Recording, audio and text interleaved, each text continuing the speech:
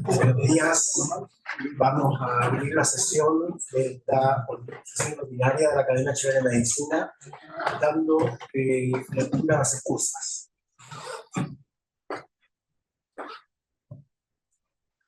Tenemos pocas excusas. Se han excusado los doctores académicos Mario Calvo, Andrés Herlein, María Elena Santolaya y Andrés Valdivieso. Eso es todo. Yo ahora presento nuestra conferencia de la reunión ordinaria del día de hoy, que se titula Inteligencia Artificial aplicada en salud, con la profesora Carla Kaufmann, doctora en física de la Universidad de Greifswald, junto con el Instituto Max Planck de Física de Plasmas, profesora de educación media, y actualmente trabaja como ingeniera de software y machine learning en la empresa Sophos. Durante el segundo semestre del 2024 impartió la clase Inteligencia Artificial aplicada en salud para alumnos de obstetricia en la Universidad Mayor. Gracias, doctora Kaufmann, por acompañarnos.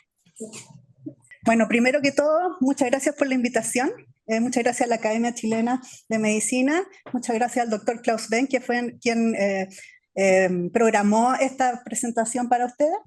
Y también quiero presentarme un poquito. Yo soy Carla Kaufmann. Yo, como dijo bien aquí el doctor, yo ahora trabajo como ingeniera de software o ingeniera de machine learning en una compañía que se llama Sophos. Es decir, en este momento yo no estoy haciendo investigación, pero también estoy trabajando para aprender más sobre inteligencia artificial, porque esto se mueve tan rápido, este mundo. Hace 3 años atrás, ChatGPT no existía, ¿ya? O sea, así de rápido se mueve esto.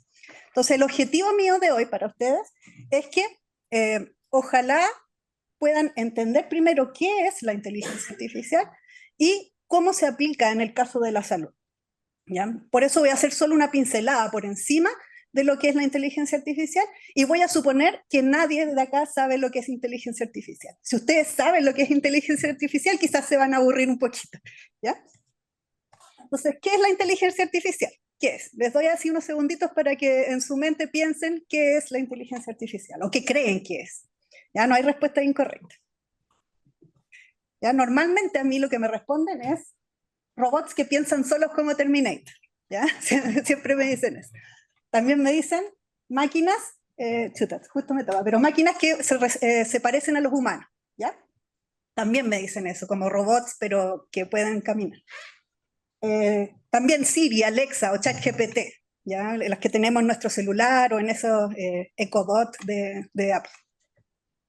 Lo que usa Netflix o YouTube para saber lo que me gusta o sugerirme videos.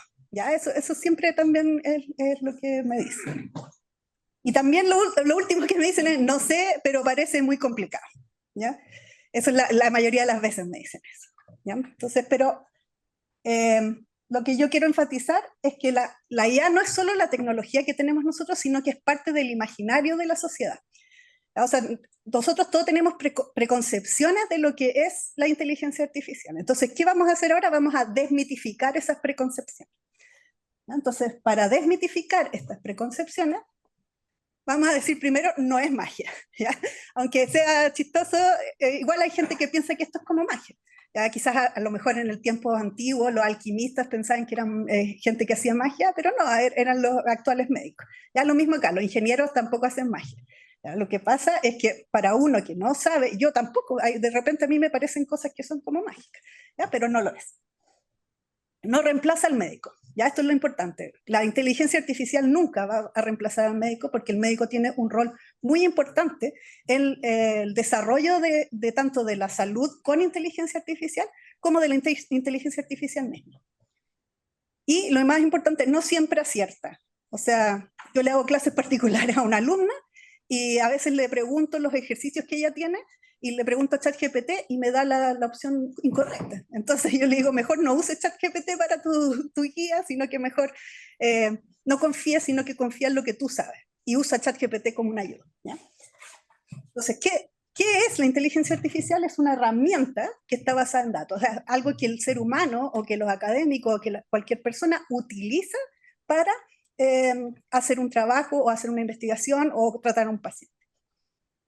Aprende de patrones, es decir, encuentra cosas similares entre personas, datos, etc.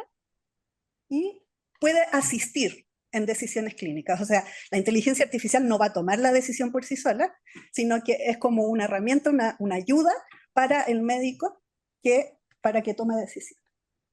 Entonces, la inteligencia artificial no es peligrosa por sí sola, porque hay gente también que le tiene miedo, ¿ya? Inteligencia artificial, no, que me da miedo eso. Entonces, no es peligrosa por sí sola, ¿ya? Voy a hacer una comparación entre la inteligencia artificial y las drogas o los medicamentos, ¿ya? Entonces, uno puede usar la inteligencia artificial la inteligencia artificial y las drogas o medicamentos para el bien, es decir, para tratar a un paciente, disminuir su dolor, aumentar su bienestar, ¿ya? O las puede usar para el mal, ¿ya? Se pueden vender drogas de manera ilegal, va a haber tráfico, va a haber, ¿cómo se llama? Mafias, ¿ya? Pero, ¿de qué depende que uno lo use bien o mal? Depende de la ética, es decir, lo que vaya orientado al bienestar del paciente, el juicio clínico, las decisiones que tomen ustedes como doctora, y la regulación legal, que eso está todavía muy lejos de ser, por lo menos en Chile, de ser algo, aunque hay un proyecto de ley, pero es un proyecto de ley de ciberseguridad, no es de inteligencia artificial. Y yo creo que deberíamos pronto tener una ley que regule todo esto de la inteligencia artificial. Y las responsabilidades, obviamente. ¿Ya? Pero todavía yo aquí me salté y todavía no respondo qué es la inteligencia artificial. Solo dije, me fui como por los lados, no dije qué era la inteligencia artificial. Entonces, para aquellos que les gusta lo más estricto, más académico, ahí está la definición de la RAE que dice, es una disciplina científica que se ocupa de crear programas informáticos que ejecutan operaciones comparables a las que realiza la mente humana, como el aprendizaje o el razonamiento lógico, ¿ya? Entonces, con esa definición, yo puedo decir, bueno, una calculadora a lo mejor es inteligencia artificial, porque si yo en mi mente yo puedo hacer suma, resta, multiplicación, calculadora también hace eso, entonces la calculadora es inteligencia artificial. Pero no, ¿por qué no es inteligencia artificial? Porque la calculadora tiene reglas preprogramadas. Si yo le meto un 2 más 2 va a salir 4 siempre, ¿ya? O tiene por dentro reglas que ya vienen escritas por algún programador. En cambio, la inteligencia artificial va aprendiendo, ¿ya? Va aprendiendo de los datos, va aprendiendo de la ingesta de los datos que uno le dé. Esa es la gracia de la inteligencia artificial. Y que aprende y que, entre comillas, razona, pero en el fondo es como aplica método estadístico. Entonces, bueno, ¿quedó claro lo que es la IA? ¿Cómo funciona la IA? Veremos tipos de entrenamientos de modelos de IA. Ya no voy a hablar de redes neuronales, no voy a hablar de Large Language Models, porque eso no me interesa ir al detalle. Lo que me interesa es cómo funciona y cómo ustedes lo podrían aplicar en algo útil para ustedes, ¿ya? Entonces vamos a verlo, pero con ejemplos en salud. Entonces, ¿cómo funciona? Los componentes claves son 3. Los datos, la información que alimenta al sistema de IA, ¿ya? Esos datos pueden ser páginas escritas, pueden ser números, fichas clínicas, por ejemplo, pueden ser fotos, radiografías, rayo X, y pueden ser audios, ya sea audios del celular o audios de un dictáfono, lo que sea. Todo lo que se pueda transformar a binario sirve para la inteligencia artificial. Entonces, esto se le da a un modelo, que a mí me gusta ponerle una caja negra, porque uno no sabe bien lo que hace esa caja negra, ¿ya? Ni siquiera yo como ingeniera, ¿ya? Y lo que hace uno es entrenar al modelo, ¿ya? Entrenar así como con fuerza, ¿ya? Después, en las diapositivas de más adelante, voy a explicar qué significa entrenar, ¿ya? Pero uno lo entrena y ajusta el modelo a esos datos. ¿Cuál es la gracia? Que una vez que ya está entrenado, yo le doy datos nuevos, nunca visto antes, ¿ya? Y lo que hace el modelo es predecir. Predice con datos que nunca había visto y según su entrenamiento puede ser un número, una regresión lineal, o puede ser clasificar entre varias clases, ¿ya? Entonces, para mí eso es como magia. Lo puse así como con un gorrito y con magia porque en verdad parece magia, pero ahora vamos a ver que en realidad no es magia, ¿ya? Entonces, ¿cómo entrenar? ¿Cómo entrenar un modelo? ¿Cómo hacer que el modelo tome los datos y haga una predicción? ¿Ya? Entonces, existen 3 tipos. Vamos a ver, el aprendizaje supervisado es el primero, ¿Y qué significa supervisado en este caso? Supervisado significa que yo le pongo etiquetas a mis datos. O sea, por ejemplo, en esta foto, no sé si se alcanza a ver, hay fotos de gatos, fotos de perros, y yo le pongo etiquetas que dice gato, perro, bueno, cat, dog, está en inglés. ¿Ya? Y le pongo una etiqueta. Y esos datos se los doy al modelo. Y el modelo, esto tienen que ser millones de datos, no 1, 2 o 3, ya son muchos datos. Y le doy esos datos y le digo, mira, este es un perro, mira, este es un gato, mira, este es un perro. Y después saco una foto nueva que nunca había visto el modelo y le pregunto, modelo, ¿qué es esto? Y el modelo, con la experiencia que hizo entrenando, va a decir, es un gato, o va a decir, es un perro. ¿Cómo aprendió eso? Eso ya es otro tema que no me quiero meter, pero solamente quiero decirles que ese es un tipo de entrenamiento, que es supervisado porque yo le doy las etiquetas, le doy las fotos y le digo, y después le muestro datos nuevos y él, según las etiquetas que él había visto antes, o que nosotros le pusimos y que él entendió, nosotros si le dan datos malos, obviamente va a devolver datos malos. Si yo le pongo las etiquetas al revés, por ejemplo, y le digo, le muestro un gato, pero le pongo perro, obviamente que va a predecir perro, ¿ya? Entonces, quiero recalcar la importancia de que los datos que reciba esta inteligencia artificial o este modelo tienen que estar buenos, tienen que ser buenos y de buena calidad, ¿ya? Como decimos nosotros, si le entregas basura, va a botar basura, ¿ya? Ese es el supervisado. Voy a dar un ejemplo en salud, por ejemplo, de un aprendizaje supervisado. Entonces, ahí está el paper abajo, si quieren buscarlo, ¿ya? Y yo, obviamente, esto está muy simplificado, ¿ya? Y aparte me van a perdonar, yo no soy del área de la salud, así que si digo algo incorrecto, ahí me corrigen o me avisan, ¿ya? Pero lo que le hicieron en este paper fue ingresar todos esos datos que están ahí. O sea, ahí tenemos un ejemplo de 3 pacientes que tienen distintos valores de glucosa, es que no alcanza a ver, glucosa, concentración de glucosa en el plasma, presión diastólica, el IMC, el índice de masa corporal, la edad y varios otros datos, ¿ya? Muchos otros datos, pero no los quise poner, solo quise poner algunos, ¿ya? Y finalmente esta es una base de datos que tienen guardada, ¿ya? Y se sabía, esa persona tiene diabetes, sí, esa persona tiene diabetes tipo 2, no, sí, no, sí, y se sabía, se tiene esa base de datos. Entonces se le hizo esa ingesta de base de datos al modelo y el modelo aprendió. ¿Ya? La etiqueta en este caso, ahí como se ve la etiqueta arriba, sería si tiene o no diabetes. ¿Qué hace? Entreno un modelo, le doy hartos datos, en este caso serían más de 1000, más de 2000, 3000 o 20000 puede ser. No sé cuántos datos tenía esa base de datos, pero probablemente del orden de los 10.000. ¿Ya? Y ahora, una vez que ya está entrenado el modelo, le paso datos nuevos. ¿Ya? Este es un paciente que nunca ha visto la inteligencia artificial o el modelo. Y el modelo dice, bueno, según estos datos y según lo que yo entrené, ahora digo si tiene diabetes, sí o no. Y claro, predice, por ejemplo, sí, en el caso si encuentra alguna correlación. ¿Ya? Ese es el aprendizaje supervisado. No sé si alguien tiene una duda respecto al aprendizaje supervisado. Este es otro tipo de entrenamiento, un aprendizaje no supervisado. ¿Ya? Es decir, ahora no le ponemos etiqueta a las cosas. Ahora le pasamos los datos nomás, le pasamos las fotos de perro y fotos de gato y haz tú lo que puedas, ¿ya? Normalmente lo que hacen es agrupar en distintos, como clusters, los datos que tienen información parecida entre sí. ¿Ya? Por ejemplo, aquí lo que hizo fue agrupar los perros en una fila y agrupar los gatos en otra fila porque encontró que esos datos tenían semejanza entre sí. ¿Ya? Ahora, este modelo no sabe si son gatos o perros, no tiene idea de lo que son, solo sabe que son diferentes, solo sabe que hay perros, hay gatos, pero yo no sé cómo se llaman, solo sé que hay animales que son así y animales que son así. ¿Ya? ¿Y cómo es esto en la salud? ¿Ya?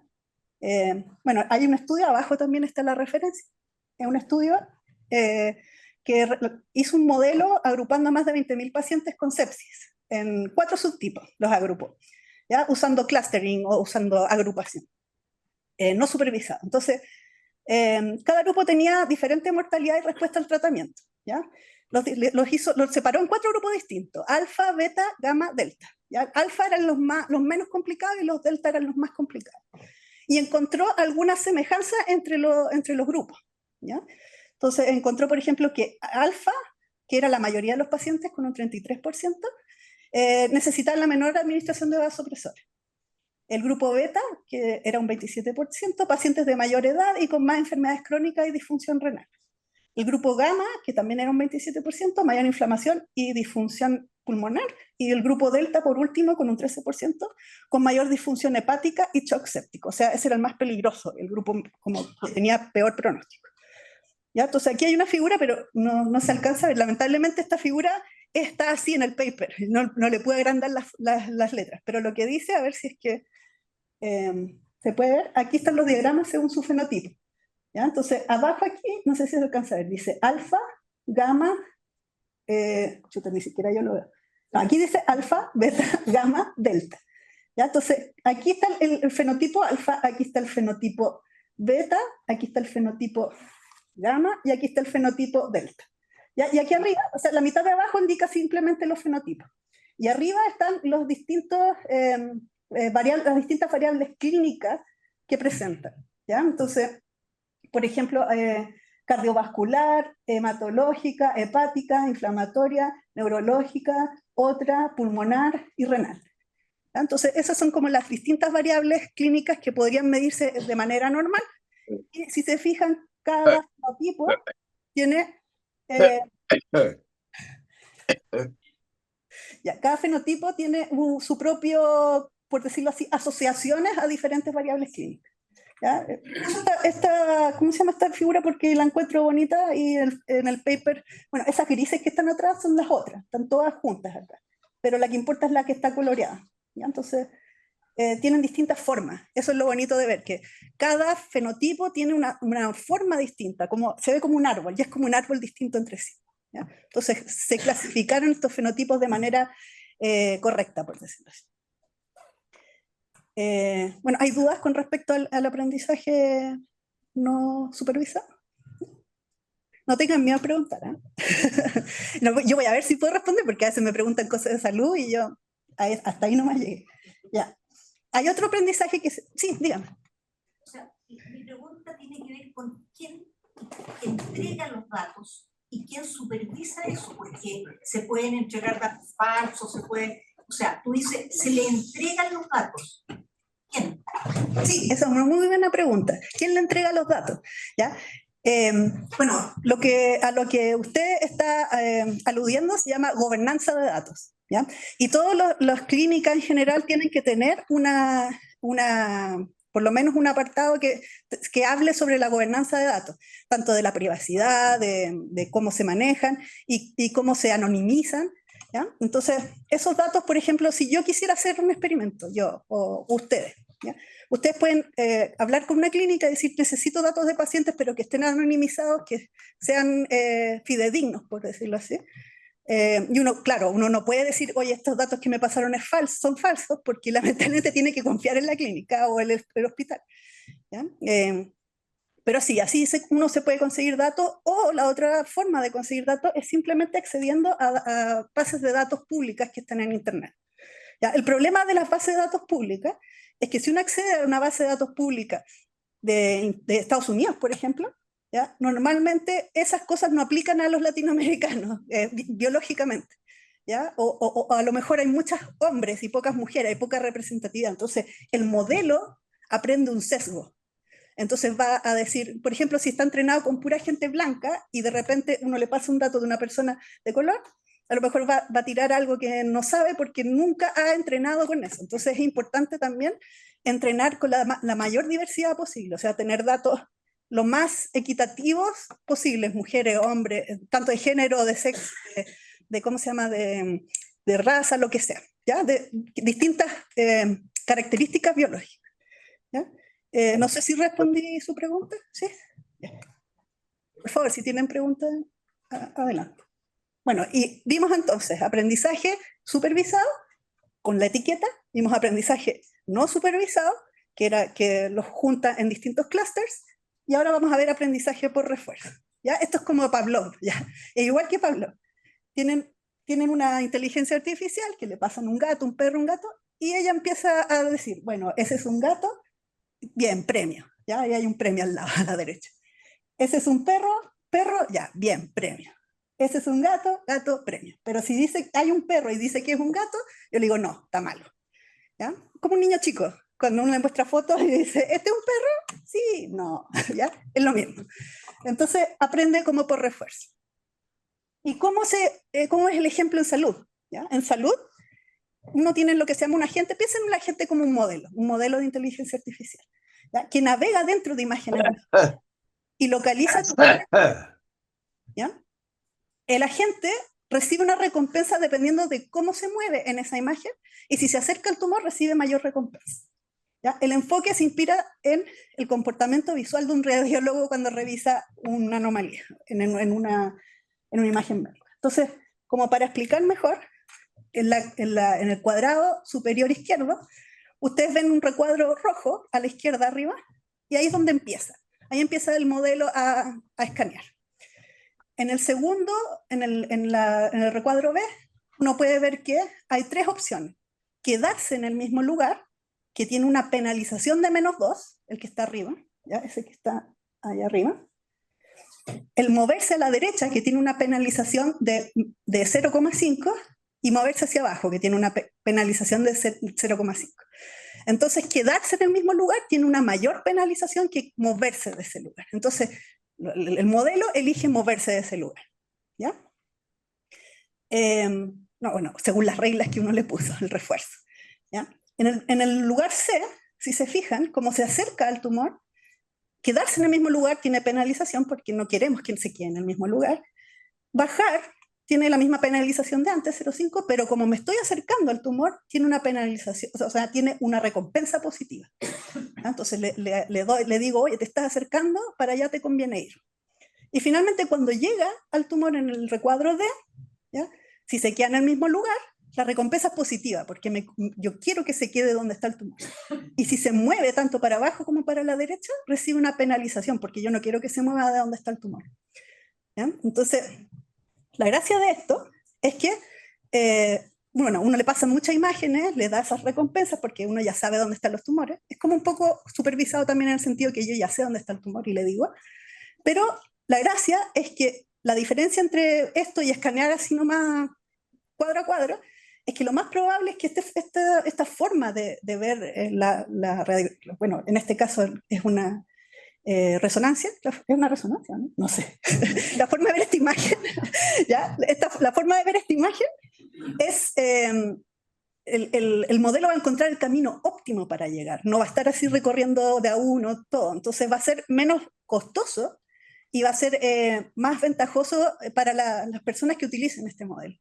¿Ya? Obviamente que esto también viene con la ayuda del mismo radiólogo. Tienen que pensar que este radiólogo es como que nunca se cansa, ¿ya? Son las 11 de la noche y no importa, él está igual viendo la imagen.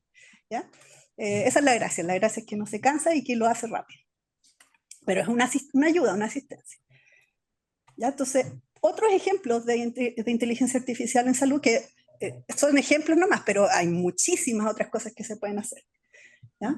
Pueden ser diagnóstico asistido por IA. Esto lo vimos ya recién. Son rayos X o resonancias que uno puede detectar cáncer, fracturas, enfermedades pulmonares, etc. ¿Ya? Predicción de riesgo. O sea, por ejemplo, en el caso de que también vimos de diabetes, ¿ya? Ahí uno puede usar también no solo diabetes, puede usar riesgo de, no sé, infarto, riesgo de embolía, no sé. Lo que a ustedes se les ocurra, esa es la gracia. ¿Ya? Y no solo pueden usar datos de otros pacientes, sino que pueden usar datos genómicos del mismo paciente. Eso sí que es interesante. ¿Ya? Y aquí con eso viene la medicina personalizada. O sea, la gracia ahora, yo creo que esto es lo que se viene en la inteligencia artificial, es que la medicina ahora va a ser para cada paciente distinto. Debido a que ahora se puede analizar genéticamente el perfil del paciente, no solo sus síntomas, sino que y van a poder calcular las dosis óptimas para ese paciente o los tratamientos. ¿Ya? Y dado que la inteligencia artificial es muy rápida, no van a tener que esperar a que, no sé, secuencie el genoma durante años, sino que ahora simplemente un par de minutos esto ya se usa, de hecho. Se puede decir qué le conviene al paciente como tratamiento. Chatbot médico, esto a lo mejor, no sé si saben lo que es un chatbot. Un chatbot es un robot que chatea. ¿Ya? Chatbot. Son esos que cuando uno va, no sé, a pagar la cuenta de la luz y aparece, ¿quiere que lo ayude? Y uno, no quiero que me ayude, y ya, ese. ¿Ya? Pero esto puede ser muy útil en medicina porque puede ser como un screening previo. ¿Ya? Por ejemplo, yo quiero saber más o menos este paciente como a dónde lo tengo que derivar. Incluso se puede hacer como un triaje automático. ¿Ya? Es muy útil para esas cosas. También se puede hacer, por ejemplo, monitorización remota. De hecho, ya se hace. ¿Cómo se llama? Los smartwatch avisan. A mí, por ejemplo, me avisa cuando estoy muy estresada. Me dice, estás estresada, por favor, cálmate. Ahora no me dice nada. ¿Ya? Y también ha avisado a gente de posibles infartos. Eso también lo hace. Porque monitorea el latido del corazón. Y también se pueden descubrir nuevos fármacos. ¿Ya? Se puede diseñar y acelerar el proceso ¿cómo se llama?, de creación de nuevos medicamentos. Todas esas aplicaciones tiene más, pero no quise poner esos como ejemplos. ¿Por qué me interesa que sepan esto? Porque me interesa no que sepan lo que es la inteligencia artificial, sino que cómo se aplica. ¿Ya? Pero todo esto igual tiene sus desafíos y consideraciones. ¿Ya? Los más grandes, aquí como mencionó la doctora, es la ética y la privacidad. ¿Ya? El manejo seguro de datos de pacientes. Hay unas legislaciones al respecto en Chile, ¿ya? Pero no son para datos online, son para cualquier dato. ¿Ya? Y los derechos que nosotros, bueno, como pacientes tenemos, es que podemos hacer que se borre esa información de una plataforma, se agregue información a esa plataforma, o que se cambie esa información de la plataforma. Tenemos esos derechos sobre nuestros datos, ¿ya? Para que ustedes sepan, si por ejemplo hacen una transacción en el banco y se quedan datos guardados, ustedes pueden pedir, yo no quiero que guarden mis datos. Pueden hacerlo. Va a ser un cacho, sí, pero lo pueden hacer. ¿Ya? Ese es un problema grande. Otro problema es la interpretabilidad, ¿ya? Porque como yo les había dicho, esto no es magia. Pero el problema es que uno, como funciona como una caja negra un poco, como que uno no sabe en verdad si lo que está prediciendo es por esto o por esto. ¿Ya? Uno igual hay ciertos métodos para ver qué variables afectan más o cómo está viendo realmente esto, pero si yo tuviera que decirles a ustedes cómo una inteligencia artificial reconoce el gato o reconoce el perro, no tengo idea qué está haciendo por dentro. Simplemente aprendió. ¿Ya? Es muy difícil interpretar cómo lo hace. ¿Ya? También el sesgo, eso que les comentaba de que no perpetúen sesgos existentes. Ya hay una película, no sé si la han visto, un documental de una mujer en Estados Unidos que ella es de color y trataba de identificar si no le tomaba, y se puso una máscara blanca y ahí le tomó el dato. Entonces ella fue a IBM, que era el lugar donde están haciendo el reconocimiento facial, y dijo, oigan, mira, está pasando esto, por favor arreglen sus datos. Y los arreglaron, los entrenaron con más diversidad de datos, pero también fue Microsoft, y Microsoft no quiso reentrenar el modelo. ¿Ya? Entonces, bueno, y ella salía a protestar a la calle, ya, todas esas cosas. Pero es importante que no haya un sesgo. Bueno, yo supongo que también con los medicamentos pasa, que hay muchos medicamentos que se han testeado solamente en hombres y en las mujeres no hay tanta representatividad debido a las razones históricas. Y eso es todo. Eso quería decirles. No me metí en redes neuronales, no me metí en ChatGPT, esas cosas, porque lo que me interesaba era que ustedes supieran cómo aplicar esto a la salud. Entonces, lo que necesitaban, en verdad, son médicos, ¿ya? Aquí le puse color, sí, porque que enseñen a la máquina lo que significa ser humano, ¿ya? En el sentido de no enseñar a la máquina, sino que tomar decisiones como, porque por ejemplo, un sistema de inteligencia artificial puede decir, esta persona tiene dolor de pecho, ¿ya? Pero ustedes como médicos tienen que decir, bueno, es un ataque de pánico, es ¿cómo se llama? Un infarto, ¿qué es? ¿Ya? Eso es la parte humana, porque ustedes están en la persona enfrente, ven que en verdad a lo mejor no presenta otros síntomas indicativos de otras cosas. Pero la máquina solamente fue entrenada con datos. Ya es como un interno que se sabe todos los papers, pero nunca ha atendido a un paciente. ¿Ya? Ya. Bueno, y lo importante es que si ustedes no están en la conversación, o sea, si ustedes no se quieren meter en la parte de IA, otras personas van a diseñar la IA por ustedes. Y eso es peligroso. ¿Ya? Por eso yo es importante que quiero que se metan en la IA. Hola. Ustedes son los arquitectos de la IA. La inteligencia ¿Tú me llamaste temprano, hace un rato?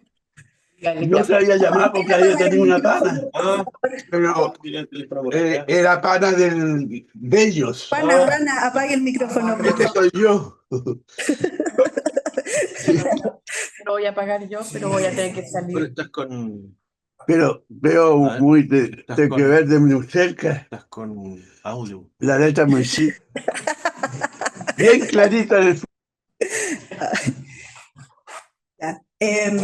Bueno, entonces eso, que tienen que estar ustedes metidos en la inteligencia artificial, es importante. Aunque no sepan lo que es, que sepan cómo se aplica y cómo pueden ustedes crear cosas con la inteligencia artificial que sean útiles e interesantes. Y por último, los invito a todos ustedes a investigar, colaborar, armar grupos multidisciplinarios, ser partes de equipos éticos y que se metan en esto. Aunque no sepan, si lo importante es tener las visiones de mayor gente posible de los distintos lugares. ¿Ya? Yo como ingeniera, por ejemplo, no sé nada de salud. Entonces necesitaría alguien, a lo mejor hago un modelo que predice súper bien la diabetes, pero no tiene ninguna aplicación porque resulta que no toma los datos, o sea, le tomé la edad, le tomé, no sé, por el color de piel, que no tiene ningún sentido. ¿Ya? Entonces es necesario que se meta. Y por último los quiero dejar con ese pensamiento, ¿ya? Y aunque no hayan pescado nada en toda la charla, quiero que se queden con esta última frase, ¿ya? Que creo que no lo podemos ver porque parece que... Ya. Ahí sí, ¿ya? Esta frase quiero que se les quede en la cabeza. Si lo otro no lo pescaron, no importa, pero que la IA más la inteligencia humana, salud basada en datos y en humanidad, ¿ya? Es necesario que esté ese balance, ese complemento. ¿Ya? Y eso, gracias.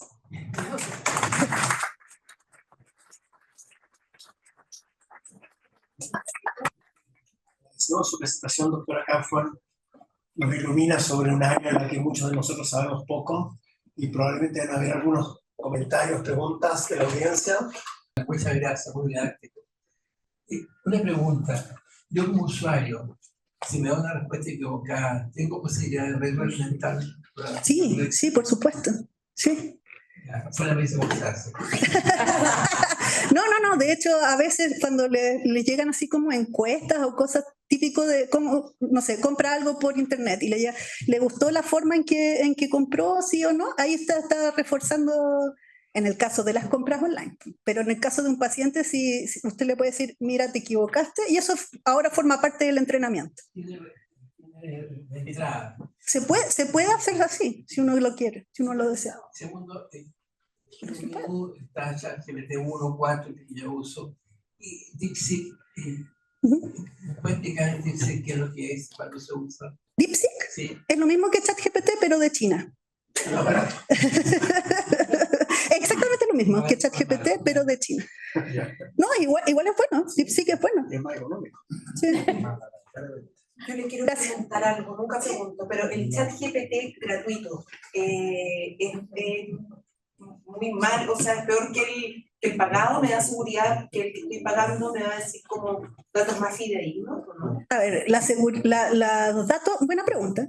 Los datos que entrega ChatGPT, uno no puede estar seguro si son fidedignos o no, ¿ya? Porque yo a veces le he pedido cosas y me inventa citas, le gusta inventar. ¿Por qué? Porque lo hacen para que no diga no sé. ¿Ya? Si usted le pregunta a ChatGPT algo, nunca va a decir no sé. ¿Ya? Entonces, eso es lo que se llama una alucinación, ¿cómo se llama? En inteligencia artificial.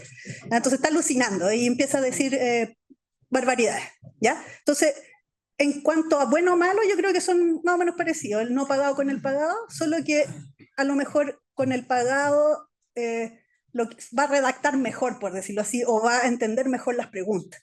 ¿Ya? Pero la información misma no... Pero para un usuario como yo, que no soy médico, soy periodista y busco, estoy resfriada, síntomas de no sé qué, que me pueda Vaya al decir médico. cualquier barbaridad. Sí. O sea, ChatGPT lo puede ayudar, pero es como cuando esta gente, los pacientes en general siempre buscamos en Google y al final terminamos cáncer. Claro. Ya no. ChatGPT puede decir puras barbaridades. Uno de los puntos era que no acierta siempre, entonces hay que tener cuidado. Yo quería hacer una pregunta justamente con respecto a que no acierta. Lo vimos durante toda la presentación también. ¿Cómo sé yo el grado de certeza que tiene una inteligencia artificial cuando me responde algo, porque ya vimos ya que no es 100%. A ver, no ChatGPT, sino que cualquier inteligencia artificial, uno le puede pedir que nos dé las probabilidades de esa respuesta. O sea, por ejemplo, en el gato perro, uno le puede decir, ¿con qué probabilidad crees tú que esto es gato? Y te puede decir con 99,9% o te puede decir con 60%. Es una forma de verlo, se puede ver. ChatGPT ya es más difícil porque yo recomendaría usar ChatGPT no como fuente de datos, sino que como para ayudar a redactar emails o, no sé, para escribir, pero para saber de dónde sacar datos, mejor no sacarlos de ChatGPT y pedirle a ChatGPT, dame una fuente de datos donde yo pueda sacar los datos de manera fidedigna. ¿Sí? Eso, no sé si respondí tu pregunta. Tiene una gran componente estadística. Sí, todo esto es estadístico, nunca es 100% seguro. ¿Ya? Siempre son probabilidades. Doctora Pinto. Muchas gracias, muy interesante la presentación. Yo creo que nos acercó bastante a lo que es a la inteligencia artificial. Yo quería preguntar el grado de participación humano en esto, por ejemplo, en el tema de la recompensa que recibe la inteligencia artificial, el ejemplo del tumor cerebral, por ejemplo. ¿Quién le entrega esa recompensa del +1, el -0,5, etcétera, como recompensa por haber encontrado, localizado la lesión? Sí, es buena pregunta. Esa recompensa está programada, pero es porque ya se sabe dónde está el tumor. ¿Ya? Entonces lo que uno hace es entrena al modelo con varias imágenes donde ya se sabe dónde está el tumor. ¿Ya? Y entonces uno le da esos como valores porque uno le dice, el tumor está acá, entonces tienes que hacer este camino para llegar acá. ¿Ya? Pero lo importante es que cuando aparece una imagen nueva, no recibe recompensa, porque nadie sabe dónde está el tumor. Entonces lo que hace es hacer lo que siempre hizo. Voy a escanear como siempre hago, o de la forma más óptima, y me voy a quedar ahí si es que encuentro algo distinto. ¿Ya? Ahí la recompensa no va interna, como que ahí aprendió, por decirlo así. ¿Sí? Doctor Wolf. Allá está caballero. Muchas gracias por la presentación. Es un tema que uno tiene que ir modulándolo de a poco. También hay algunas anécdotas que pasan con esto. El año pasado, con el doctor Reyes, estábamos invitados a un tema de inteligencia artificial y en una reunión panamericana, y me tocó el tema de inteligencia artificial en educación médica.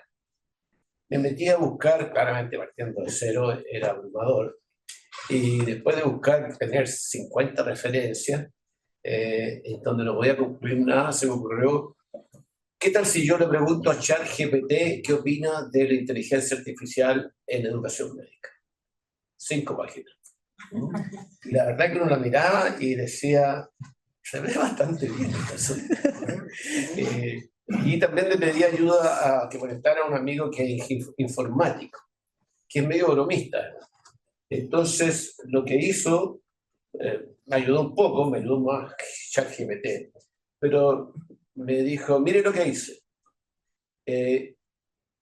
Sacó algún currículum mío que andaba circulando, y también había algunos videos de las presentaciones que uno hace. Y, no sé si estoy usando la palabra correcta, sintetizó mi voz, ¿cierto? Y yo me vi, me mostró y me vi con mi voz, reconociéndola como mi voz, ¿cierto? Hablando y le preguntaba, no sé, doctor Wolf, hábleme del síndrome del gato negro. Tontera. Y aparecía yo hablando con una tontera. Y dije, bórralo. Sí, sí. ¿Lo sacaste de ChatGPT? No, me dijo. Lo saqué de Joy. ¿Qué es lo que es Joy? Es mi propio ChatGPT. Yo acabo de terminar mi tesis, fui a Estados Unidos a dar mis exámenes y creé un ChatGPT propio.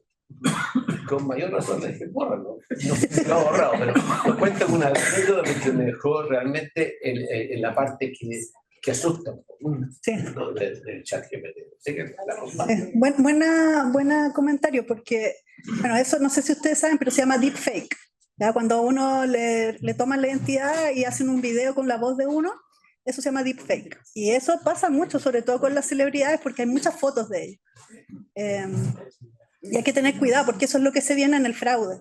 De hecho, yo trabajo en la división en contra de fraude de SOS, y eso es lo que estamos trabajando, en detectar deepfakes. Es preocupante porque imagínense, no sé, alguien dice, yo tengo un video de una evidencia de que pasó algo y lo muestra en una corte y al final es un invento nomás. Pues no. Entonces hay que tener mucho cuidado con eso. Y lo otro es que entre comillas, ChatGPT es como una base para otras cosas y uno puede hacer sus propios lenguajes. ¿Ya? Normalmente, por ejemplo, las clínicas pueden tomar la base de ChatGPT y hacerle lo que se llama fine tuning, que es como arreglarlo un poco para que cumpla lo que uno quiere. Entonces, por ejemplo, la entrena con fichas clínicas de los pacientes. Y le dice, oye, ¿me puedes sacar la ficha clínica de tal paciente? Y la entrega.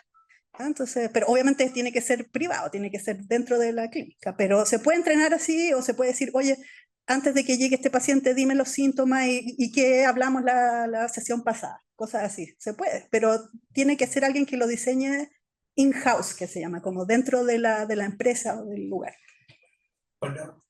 Gracias. Muy interesante la presentación, me parece muy provocativa. Yo tengo mis serias dudas de que la inteligencia artificial no vaya a reemplazar a los médicos en hacer diagnóstico, y en hacer tratamiento, y en dar consejos y varias cosas más. A modo de ejemplo, hace como un año le mandé a mi curso de medicina de la Universidad de Chile, graduado en 1970, un paper del JAMA, donde se hizo un experimento en que un grupo de personas le preguntó sobre una dolencia a un grupo de expertos médicos y le preguntó esto mismo a ChatGPT. Para sorpresa de los hallazgos, no solamente las respuestas de la inteligencia artificial eran más concretas, eran larguísimas, súper en detalle en cuanto Cosito tenía la enfermedad que la persona le había puesto como problema al que tenía que responder, y esta es la parte complicada, sino que eran mucho más empáticas. Y eso sí que es sorprendente, y es preocupante, y es un poco desconcertante. Por supuesto que mis compañeros de curso, que son todos viejos como yo, se lanzaron literalmente en picada para decir que eso no podía ser. Bueno, no puede ser, pero bueno, esa es la parte mala. Y hay un desafío y una suerte de llamada de atención. Esto es una revista que un cirujano no debería leer, por supuesto, una revista de medicina interna. Que hay que ver cómo se continúa, porque no está la última palabra dicha. Se ve que hay un área rara y es una cosa muy mala para nosotros los clínicos si es un sistema de inteligencia artificial, robot o como uno lo quiera poner, es mejor no solo para saber si es mejor toda la información disponible, sino que ser más empático en cómo tratar de vuelta al paciente frente a la duda. El segundo punto. Después, respecto a que las cosas de cirugía, que es lo que a mí me interesa, se puedan reemplazar por robots, cosa que por supuesto los cirujanos más viejos dicen que por ningún motivo, que cómo, que no sé qué. Hace no mucho, le mandé a algunos de ustedes, salió una publicación, yo me enteré por Nature y ahí me metí a ver el paper original de una colecistectomía hecha en un ratón, enteramente en forma autónoma por un robot. El robot recibió 2 o 3 indicaciones verbales de parte de los que estaban haciendo el experimento e hizo la colecistectomía de forma perfecta. De modo que yo creo, una idea que no se puede ni probar ni desprobar, que es cosa de tiempo y esta cuestión va a seguir avanzando, sabe Dios para dónde. No tenemos cómo predecir. Y probablemente nos va a reemplazar en muchas áreas. Va a haber algunas que van a ser más fáciles de reemplazar. Laboratorio clínico yo creo que se va a reemplazar fácilmente. Radiología viene de atrasito, pero nos va a tocar a todos nosotros en cualquier área de la medicina probablemente, porque sea a lo que nos dediquemos. Yo opero tiroides, por ejemplo, cáncer de mama, va a ser mucho más habiloso para saber qué tipo de tumores, qué probabilidades tiene de esto y lo otro. Es un cálculo evidentemente que es probabilístico, nada tiene, como usted dijo, 100% de certeza, pero la certeza que va a tener va a ser probablemente mayor o mejor que la que tengo yo como clínico, porque tiene una información enorme y peor todavía, en el trato va a ser más amable, comprensiva y compasiva que lo que soy. Eso a mí me inquieta muchísimo. ¿Le puedo hacer un comentario respecto? Bueno, muchas gracias por su opinión, muy interesante. Con respecto al primer punto de la empatía, yo creo firmemente que ChatGPT es más empático que uno. O sea, yo de repente escribo mails enojada y digo, por favor, ChatGPT, transforma este mail en algo menos agresivo. ¿Ya? Eso lo hice ayer. Pero esa empatía que uno la siente porque el otro ser es un ser como uno, un ser de carne y hueso, por decirlo así. Porque puede ser más empático, sonar más empático, pero si me lo dice un celular, como que es no. Ahora, los mismos médicos pueden aprender a ser más empáticos con la inteligencia artificial. Por eso, en ese sentido, yo no creo que reemplace a un médico. En el segundo punto, el que usted dice que nos va a reemplazar porque es mucho más precisa, más exacta, yo creo que a las únicas personas que va a reemplazar la inteligencia artificial es a las personas que no quieran subirse al carro de la inteligencia artificial. Esa es la verdad. O sea, yo creo que por eso vengo a dar esta charla, porque yo creo firmemente de que el futuro de la salud es con inteligencia artificial, pero no que la reemplace. ¿Ya? Es como las fábricas. Los obreros, ahora ya no son obreros, son ingenieros que van viendo cómo funciona este brazo robótico. Lo mismo, en salud a lo mejor ya no van a tener que ver todo, hasta la 1 de la mañana imágenes, pero van a tener que supervisar cómo lo hace la inteligencia artificial y van a tener que saber cómo funciona para poder supervisar. Entonces, eso creo yo. Yo no creo que sea reemplazo, al contrario, yo creo que es una herramienta. Doctor G. Bueno, yo no soy experto en inteligencia artificial, pero en los últimos años es un tema que me ha preocupado. He escuchado hartas conferencias al respecto y comparto un poco la reflexión de Augusto León en medicina. Yo creo que esto es un tema progresivo, no es una cosa que mañana nos van a sustituir, pero le tengo que agregar que ya se hizo en humanos la primera colecistectomía hecha por un robot sin que ningún cirujano participara ahí. Y es lógico de pensar. La buena noticia es, por un lado, que hay muchos médicos trabajando en inteligencia artificial. En radiología, por ejemplo, uno puede meter las imágenes. El radiólogo es una persona que ve una imagen y dice perro, gato, neumonía, no, apendicitis, sí, y hace el mismo trabajo con un escáner o con una radiografía. En ese sentido, uno puede cargar con millones de escáneres a un programa y ese programa le va a decir al radiólogo esto es tal cosa, y él podrá verificarlo, pero va a poder, de 25 radiólogos informando, podrá haber uno que supervise. Es decir, de a poco va a ir sustituyendo el trabajo rutinario de ver una fractura costal, una fractura costal. El programa le va a decir que esa es una fractura costal y no va a tener que pensarlo mucho. O no se le va a escapar la fractura costal que a un radiólogo que estaba un poco mirando para otro lado no la vio. Es decir, va a poder ser más preciso. Y en el trabajo, los artesanos, como somos Augusto León y yo, que somos cirujanos, esto se da muy bien. La colecistectomía es una operación en el momento que se hace por la laparoscopía, con una imagen que todos vemos lo mismo, y que uno le puede meter 1 millón de estas operaciones.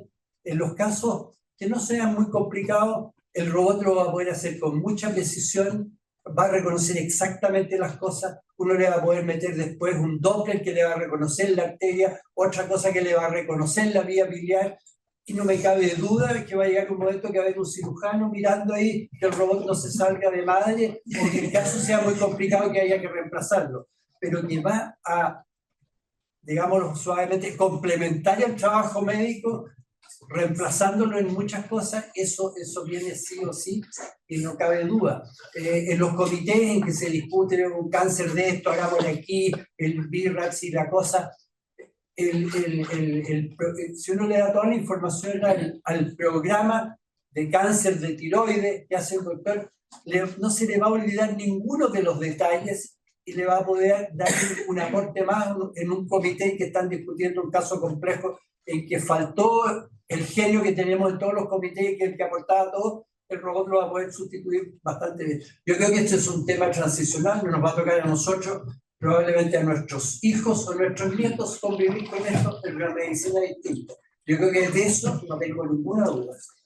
Sí, gracias. Gracias por la linda conferencia. Yo quiero hacer una pregunta y un comentario, un ejemplo. El ejemplo es que con respecto a la diabetología, que ahora tenemos los sensores continuos de glucosa, ya están disponibles para los pacientes. Programas en que ve el registro del sensor y dice haga tal ajuste. Incluso hay lugares en el mundo en que antes de entrar al médico le da un output de estos sensores y le dice debería cambiar tales cosas. Entonces realmente esto va a hacer que la telemedicina en personas con diabetes que están con sensores sea está al pie, ya está acá. Lo otro que te quería preguntar es si esto se irá a mantener en el sentido que cuando uno manda un paper a una revista, las revistas tienen una política de que no haya sido escrito con inteligencia artificial y lo rechazan si fue con inteligencia artificial. Entonces mi duda es si esto va a mantenerse en el tiempo. Yo personalmente creo que la cosa creativa que uno hace al escribir algo debería mantenerse, pero no sé cuánto tiempo las cartas de recomendación, todo este tipo de cosas que han sido reemplazadas un poco por esto, no son aceptadas a nivel de publicaciones. Sí, eso es un buen punto. Ahora, hay que usar ChatGPT, pero con criterio, ¿ya? O sea, por ejemplo, esta presentación, yo no lo dije, debería haberlo dicho, pero esta presentación yo la hice con ChatGPT. Sugiéreme temas para un público de la Academia Chilena de Medicina, que así, y me diseñó. Pero claro, yo puse de mi parte, yo elegí las fotos, yo diseñé cómo iba a presentarse, ¿ya? Entonces, usar ChatGPT como para armar un esqueleto o para redactar bien, pero no para el contenido. El contenido lo tiene que aportar uno, ¿ya? Entonces, por ejemplo, yo, los títulos de las diapositivas, a lo mejor eso lo hizo ChatGPT, pero el resto lo hice yo, ¿ya? O peor aún, es que el que no solo te están pidiendo de que no tengas ChatGPT cuando escribas un paper, sino cuando revisas un paper. Y como comité editorial te dicen, este es el artículo que tú vas a revisar, doctor, pero nos tiene que decir que no usó ChatGPT. Y si lo usas, yo creo que la dificultad grande es decir, bueno, en realidad no le vamos a aceptar su revisión porque no es de usted. Así que está pasando no solo en escribirlo, sino en revisarlo. Lo que pasa es que uno entra a una aplicación en que te dice qué porcentaje fue. Sí, para revisar qué porcentaje está con ChatGPT. Lo que yo haría sería yo redactar una cosa que más o menos tenga sentido. Y si me cuesta mucho el inglés, por ejemplo, o si hay unas palabras que usa y a mí no me gusta, yo se las saco o las cambio, ¿ya? Es como, yo recomendaría usar ChatGPT como una herramienta, no como algo como que te dé datos, ¿ya? Los datos, ChatGPT, yo muchas veces peleo con ChatGPT porque a veces me da una respuesta incorrecta y le dije, oye, pero te equivocaste, y me dice, sí, perdón, aquí está la respuesta correcta. Entonces, como, ¿por qué no me dijiste eso del principio? ¿Ya? Entonces hay que tener cuidado con eso. Doctor Quesada. Gracias y felicitaciones por la presentación. La medicina, en cuanto a ciencia, está en permanente progreso y avance. Me quedó dando vuelta a esto de los algoritmos preexistentes y por lo tanto mi pregunta va dirigida a cuán actualizado y cómo se actualizan los datos. A ver, no sé si entendí bien la pregunta. ¿Los datos que el modelo usa para entrenar? ¿Eso? ¿Cómo se actualizan? Es fácil, o sea, en medicina no sé cómo será, pero por lo menos los datos actualizados de todos nosotros están en el celular. ¿Ya? Y todos estamos conectados a Google y todos tenemos nuestros datos actualizados. Google sabe dónde estamos, Google sabe, bueno, en mi caso sabe hasta cuando estoy durmiendo, cuando estoy despierta. ¿Ya? Entonces, así de actuales son. En una clínica o algo así, quizás los mismos datos de los pacientes, los exámenes se van registrando y eso se va actualizando de esa forma. Ahora, eso depende de cada lugar. Hay lugares que no tienen nada de gobernanza de datos y no ingresan datos y no se pueden usar esos datos para hacer nada, ¿ya? Porque no están en ninguna base de datos que esté utilizable, por decirlo así. Entonces, ¿qué tan actualizados estén los datos médicos? Yo creo que depende de cada recinto. Pero los datos de uno están siempre actualizados porque todo... De hecho, por eso existe la inteligencia artificial. Porque la inteligencia artificial necesita muchos, pero muchos datos para funcionar. Y cuando salió el smartphone, Ahí recién empezamos a tener muchos datos, videos, fotos, muchos. Antes uno sacaba fotos con la cámara y no se guardaban ni en la nube, ni en una parte. Entonces ahora como tenemos tal cantidad de datos, la inteligencia artificial puede entrenarse para hacer predicciones. Doctora Luana. Felicitaciones, muy buena charla, pero además muy entretenida. Yo quería plantearte que a mí me parece que la creatividad humana siempre es necesaria. Tengo un ejemplo muy simple. Por las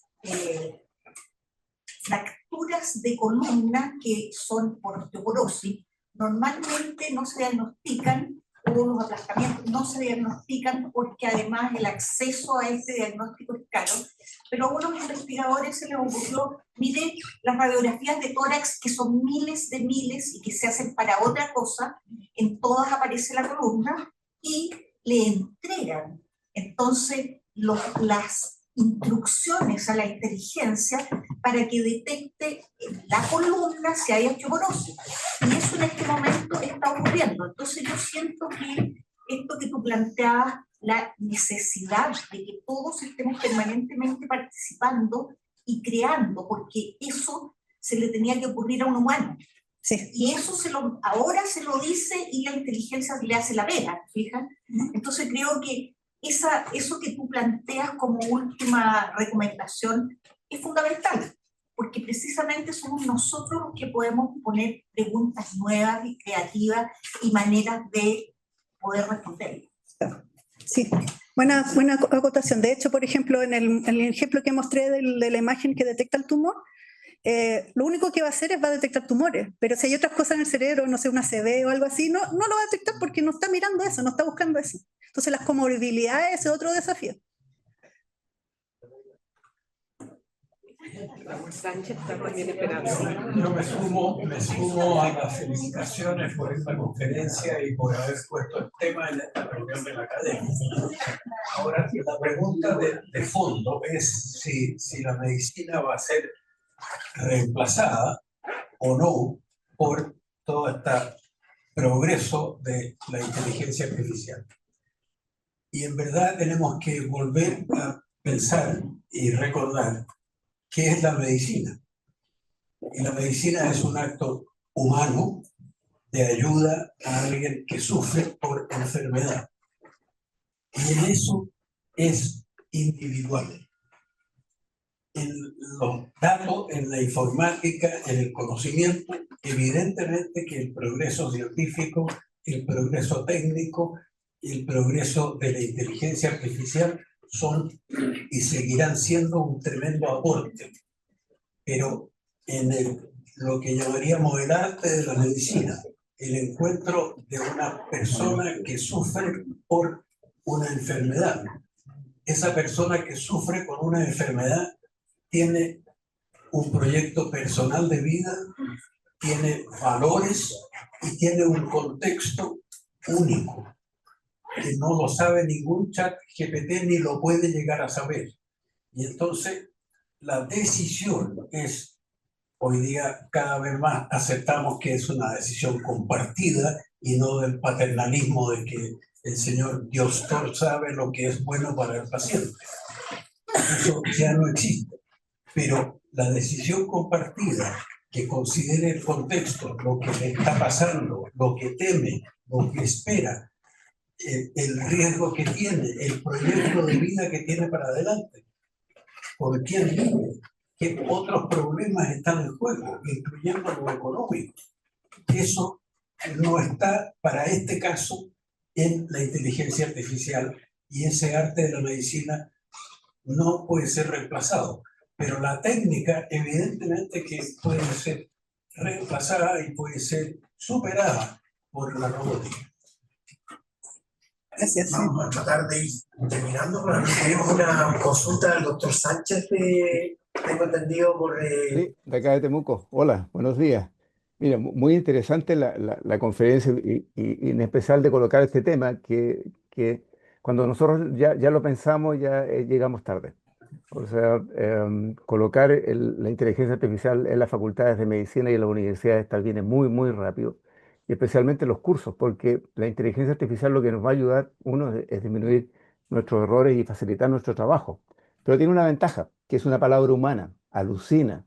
Entonces, si uno no conoce el tema, no trabaja, va igual, no va a detectar el error de la inteligencia artificial. O sea, es una muy, muy buena herramienta que nos va a servir a todos aquí y al futuro, pero yo diría que hay que empezar a trabajarla desde ya, porque es una cosa que avanza tan rápido. Nosotros hace un año estamos diciendo, podemos utilizar la inteligencia artificial, pero ahora todos lo están utilizando. Entonces, el desarrollo tecnológico de esta es indudablemente que nos va a ir ayudando y no tanto reemplazando. Eso es una ventaja que tiene la inteligencia artificial.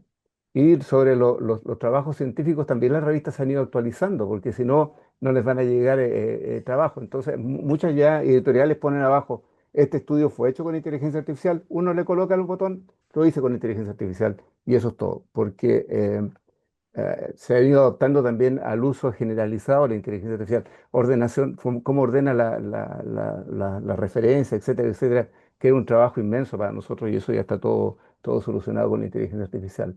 Entonces, yo creo que felicito a la academia por incorporar este tema, porque es un tema maravilloso que nos va a apoyar fuertemente en la medicina, sin reemplazar, obviamente, el aspecto humano que tiene esta bonita profesión. Vamos a dar la última pregunta al doctor Rodríguez. Doctora, la última cosa. Bueno, yo no soy doctora, yo soy ingeniera, entonces también tengo un trasfondo un poquito más específico a lo que aquí habló la doctora Carla Kaufmann. Tampoco soy médico. También quisiera dejar una reflexión y ver si puede complementármela también. Y es que de lo aprendido en esta presentación, los modelos dependen 100% de la data que se les entrega.